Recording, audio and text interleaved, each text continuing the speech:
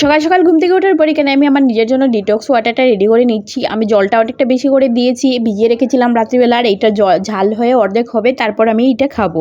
তো এখানে দুজনের জন্য 2 কাপ করে নিয়েছি, আর এটা খুব গরম, অনেকক্ষণ সময় লাগে ঠান্ডা হতে, কুসুম গরম হলে পরে খাবো, তাই রেখে দিয়েছি। তারপর আমি আমার বাকি প্রসেসে চলে যাচ্ছি রান্নাবান্নার। তো এখানে আমি আটা মেখে নিয়েছি পরোটা করার জন্য, পাপা স্কুলে নিয়ে পরোটা যাবো সেই কারণে। মানে স্কুলটা তো ছুটি হয়ে যাবে, তাই আজকে হলো লাস্ট ডে, আর আজকে যাবেন লাস্ট ডে স্কুলে। তো আমি একটুখানি হ্যাপি আছি যে কালকের থেকে আমি আরাম করে ঘুম থেকে উঠতে পারবো। যাই হোক, এখানে দেখো আলু সেদ্ধ করে নিয়েছি, আলুর পরোটা করব, যেটা সকাল সকাল আমারও খেতে বেশ ভালো লাগে। আমাদের 3 জনারই হয়ে যায়, করি মানে পাপায়ের জন্য, তারপরেও আমাদের 3 জনারও খাওয়া হয়ে যায় সকালের আর কি ব্রেকফাস্টটা এই পরোটা দিয়ে। তো এখানে আমি পরোটা বেলে সুন্দর করে ভেজে নিচ্ছি, তেল দিয়ে, তেল ব্রাশ করে করে খুব সুন্দর করে ভেজে নিচ্ছি। আর এই আলুর পরোটা খেতে অসাধারণ লাগে।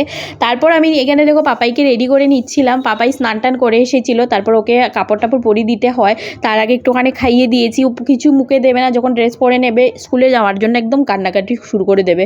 পাপাইয়ের বয়সটা তো অনেকটাই কম, মাত্র 3 বছর হয়েছে, তারপরেও কিন্তু ওই স্কুলে যেতে খুবই ভালোবাসে। প্রথম 2-1 দিন কান্নাকাটি করেছিল, তারপর থেকে ও হ্যাপি হ্যাপি স্কুলে যায়। শুধু দিয়ে আসতে হয়, কখনো কখনো বায়না করে যে ওর পাপা দিয়ে আসবে। যাই হোক, আজকে নিয়ে আমি দিয়ে এসেছি। আসার পর আবার বরের টিফিন প্যাক করে ওকে ডিউটি পাঠালাম।